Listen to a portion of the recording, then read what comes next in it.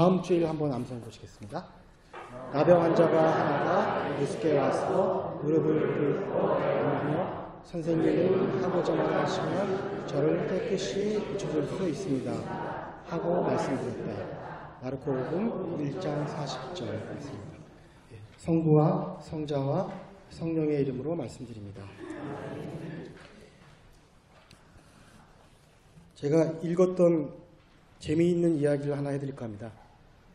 어떤 사람이 닭을 3,000마리를 잘 키워 2,997마리를 팔고 자신이 먹기에 3마리를 남겼습니다.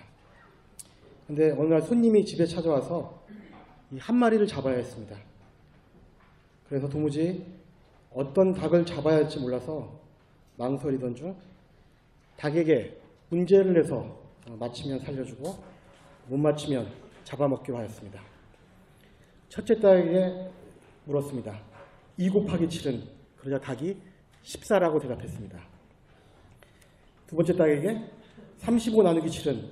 이러니까 닭이 아주 간단하게 5라고 대답했습니다. 이제 마지막 닭에게 물었습니다. 365 곱하기 27 나누기 3은? 그러자 닭은 곰곰이 계산하다가 갑자기 화를 내면서 이렇게 말했습니다.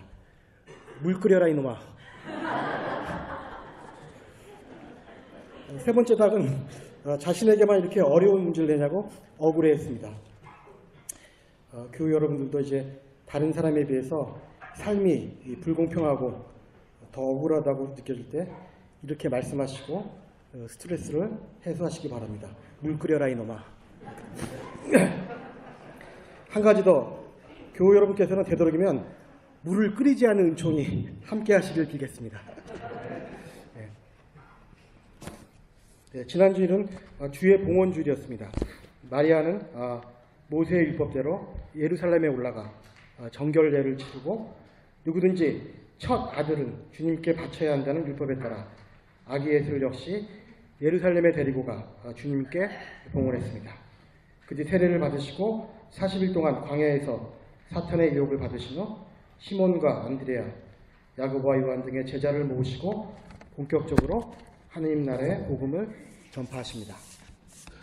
오늘 복음은 예수께서 시몬과 안드레아의 집에 들어가신 장면으로 시작됩니다. 때마침 시몬의 장모가 열병으로 누워 있었는데 이 사정을 아시고 예수님은 부인의 병을 고쳐주십니다. 그러자 온 동네 사람들이 병자와 마귀 들린 사람을 예수께 데리고 옵니다.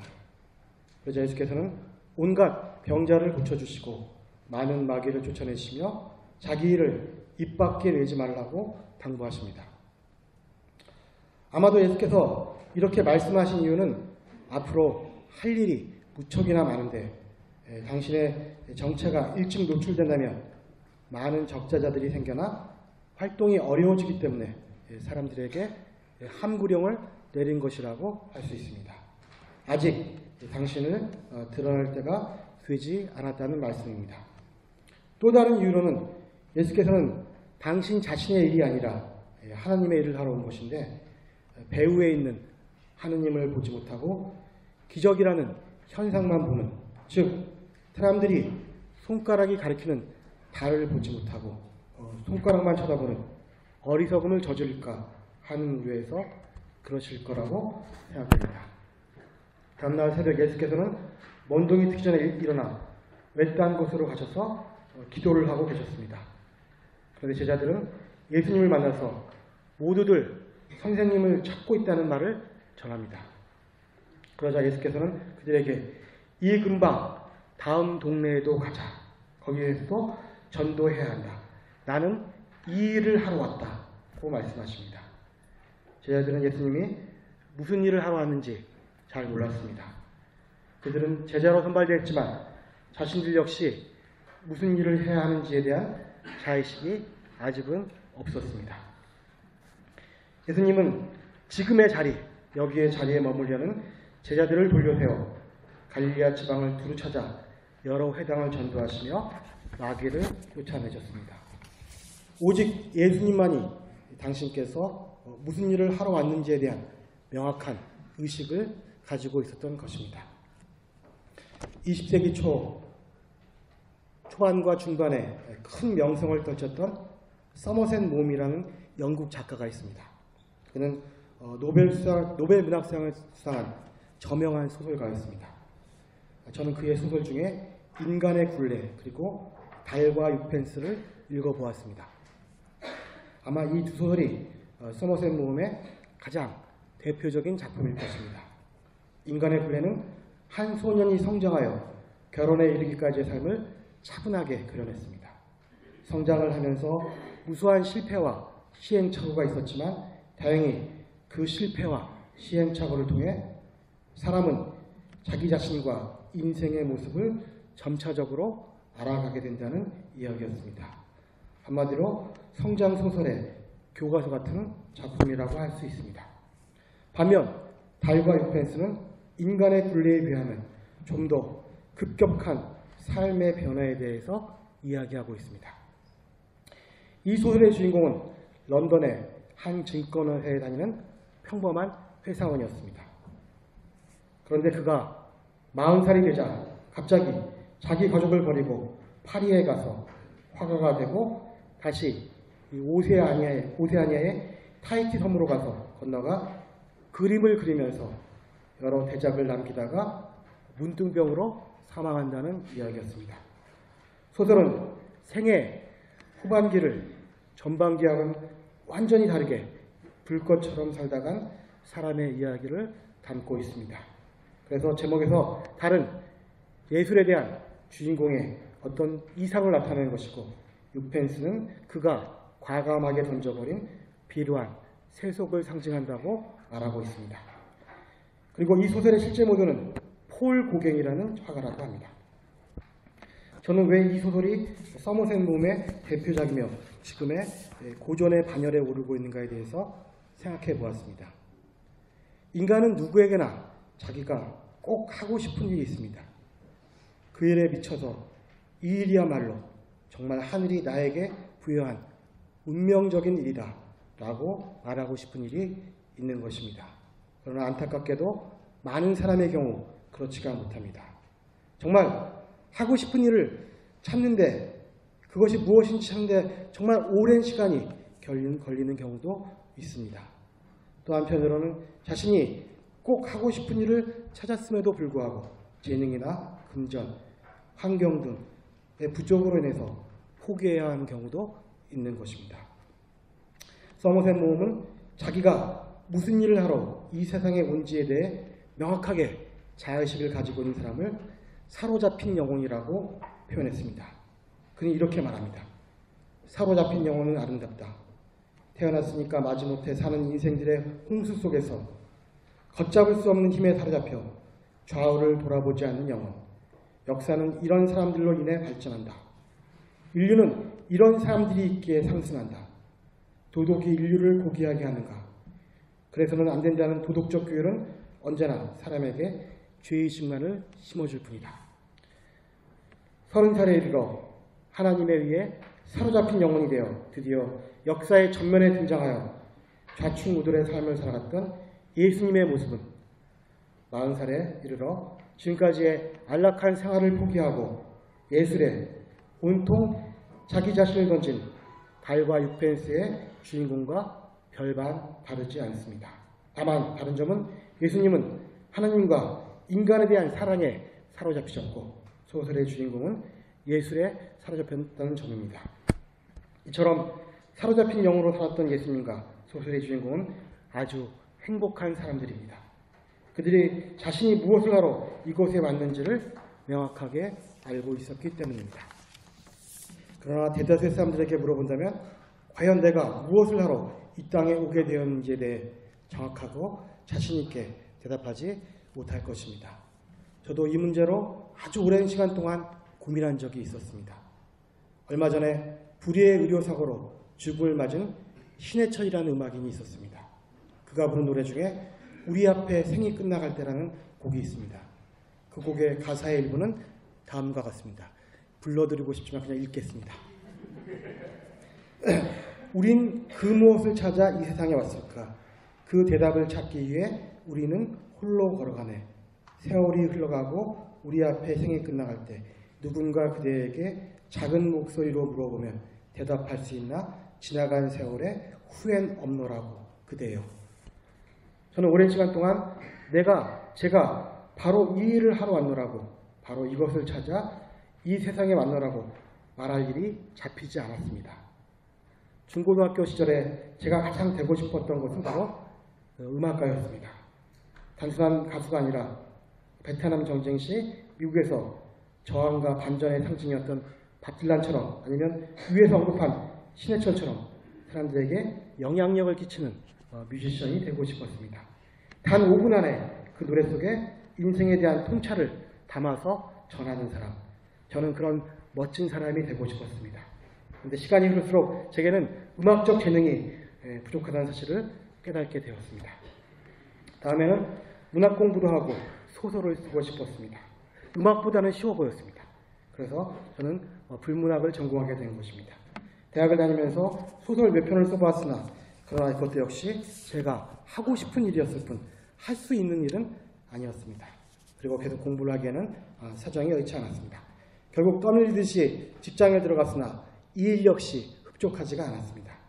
그리고 부르심을 확신하고 성직의 길에 들었지만 아주 오랜 시간 동안 정말 제가 이 일을 계속하는가에 대한 확신이 없었습니다. 신학생 때부터 전도사, 부재 때까지 이 사목에 관한 일보다는 행정에 관한 일과 잡무가 더 많아서였는지 썩 만족스럽지 못했습니다. 시간이 지날수록 답답함이 몰려왔습니다. 혹시 내가 할 일은 우리 아이들을 잘 키우는 일이 아닌가 하는 생각이 들기도 했습니다.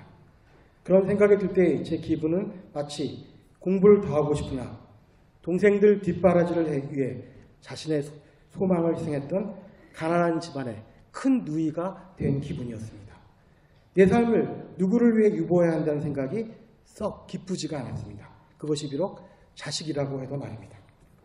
신학이 입문하고 신학생, 전도사, 부재 기간 등 도합 7년을 지날 때까지 저는 나는 이 일을 하러 왔다라고 말할 만한 것이 없었습니다.